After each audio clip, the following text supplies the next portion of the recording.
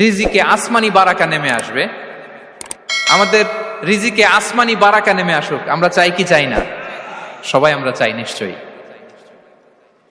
যে কাজ করলে রিজিকে আসমানি বারাকা আসে, এর এক নাম্বার হচ্ছে তাকওয়াল্লাহ, আল্লাহর ভয়।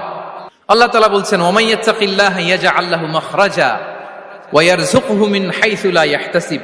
যে আল্লাহকে ভয় করে, যে আল্লাহ সচেতন, আল্লাহ তাকে মাখরাজ, মাখরাজ মানে কি জানেন? ওই যে এক্সিট লেখা না এদিকে, এই এক্সিটকে আরবিতে বলে মাখরাজ, মানে কোথাও আটকাবেন না, বের হওয়ার রাস্তা আছে, কোথাও আটকাবেন না, বের হওয়ার রাস্তা আল্লাহ তাআলা অ্যারেঞ্জ করে দিবেন। You will have the way out from crisis. ক্রাইসিসে পড়লে, সংকট মোমেন্টে আল্লাহ তাআলা ওখান থেকে এক্সিটের ব্যবস্থা আপনাকে করে দিবেন। ওয়া ইয়ারযুকহু মিন হাইসু লা ইয়াহতাসিব, এমন জায়গা থেকে আল্লাহ তাআলা রিজিকের ব্যবস্থা করবেন যে সে কল্পনাও করে নাই। এরকম অনেক সময় হয় না যে আমি ভাবিও নাই যে এখান থেকে আমার রিজিকের বন্দোবস্ত হতে পারে, কোত্থেকে যে রিজিক চলে আসলো। এরকম জীবনে মাঝে মাঝে হয় কি হয় না? ব্যবস্থা করেন কে? যারা আল্লাহ তাআলাকে ভয় করে, যারা আল্লাহ সচেতন, তাদেরকে আল্লাহ তাআলা স্পেশাল রিজিক দিয়ে ধন্য করেন। তাকওয়াল্লাহ। পুরো কোরআনের মূল শিক্ষা কি?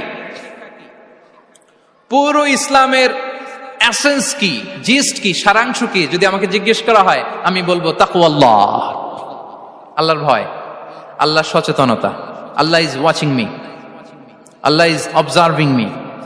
আল্লাহ তাআলা আমায় দেখছেন, আমি যাই করি না কেন, দরজা বন্ধ করে, জানালা বন্ধ করে, সব বন্ধ করেও যদি করি, পৃথিবীর সবার চোখ ফাঁকি দেয়া গেল, আল্লাহর চোখ ফাঁকি দেয়া যায়?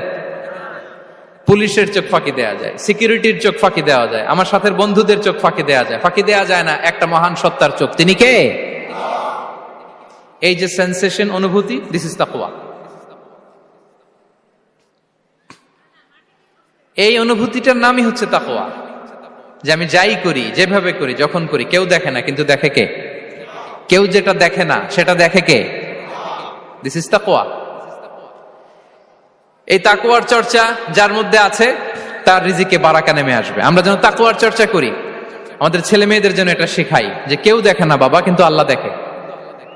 ছোটবেলা থেকে যদি আমাদের সোনামণিদের ব্রেইনে এই তাকওয়াল্লাহ নামের এই সফটওয়্যারটা ইনস্টল করে দেই, আর কোনোদিন সে বিপদগামী হবে না, পথচ্যুত হবে না।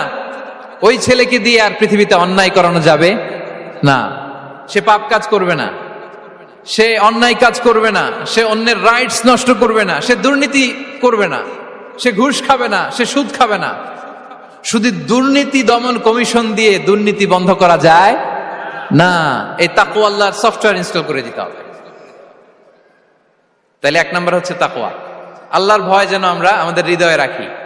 যাদের হৃদয়ে আছে আল্লাহর ভয়, তারা কভু পথ ভুলে যায় না। কি অসাধারণ কথা! তাহলে এক নম্বরে তাকওয়া আল্লাহ। দুই নম্বর, আত-তাওয়াক্কুল।